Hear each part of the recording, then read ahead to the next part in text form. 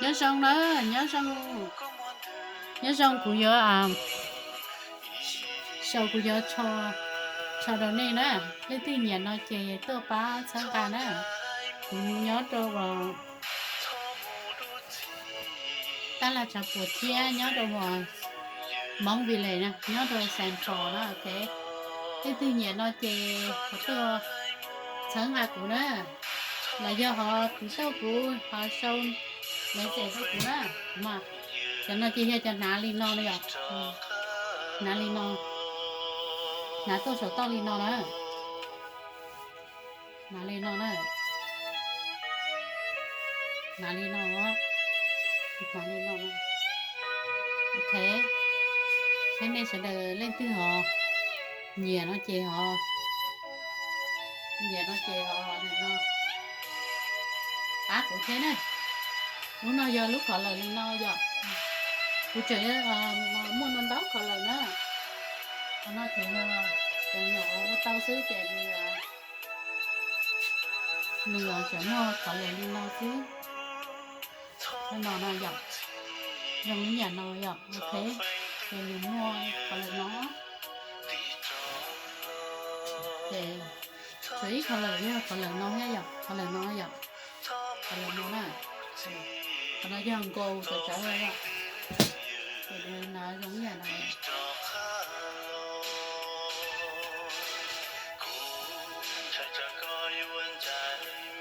ok là tệ nãy nhà này cái thứ nhà nó chè thì tao của nó ok I just want to show you guys how many I have and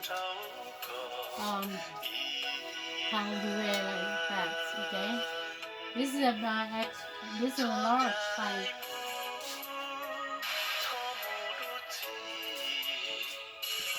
so I had this color too nó gọi là nó khác khi mà nó chè thì tóc của nó it's really pretty okay rồi nó dọc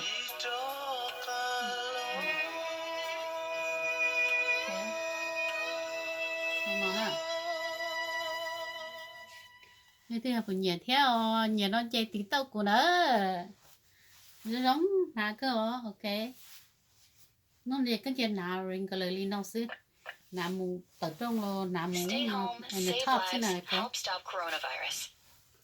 thì cũng số này là cái mong cá 2. Keep a safe distance. 3. Wash hands often. Like this 4. Cover your cough. 5. And I show you this one too. Call ahead. This one, this color too, really pretty. Stay home, save lives, help stop coronavirus. I'm gonna wear one to show you how you like.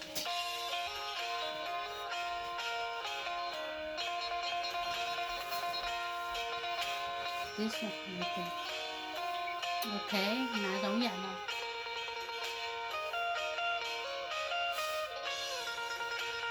Okay.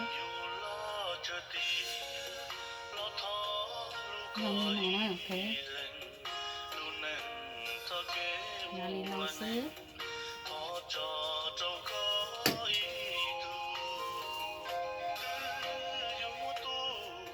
Nó giống như nó vậy.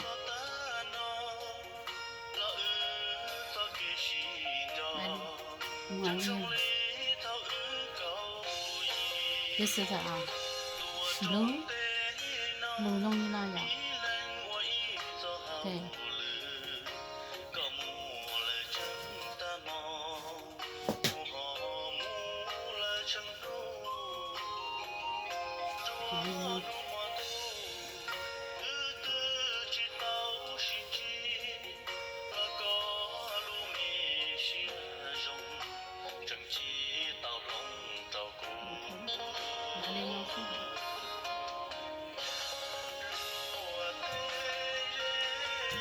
Nó trong nhân sông nữa xem bao nhiêu nữa ok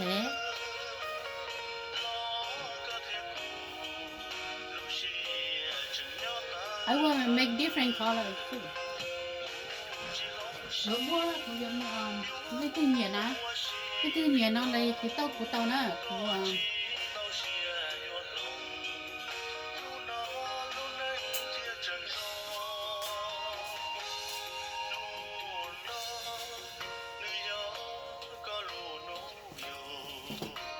lúc có là blue blue and white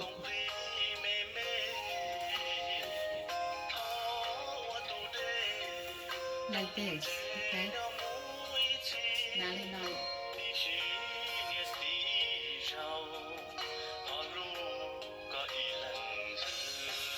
nhớ trong nó xếp nhà nó là họ tí tàu nữa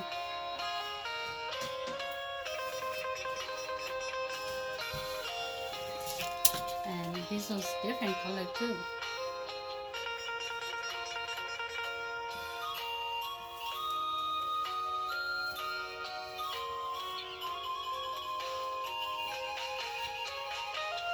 nó like this nó vậy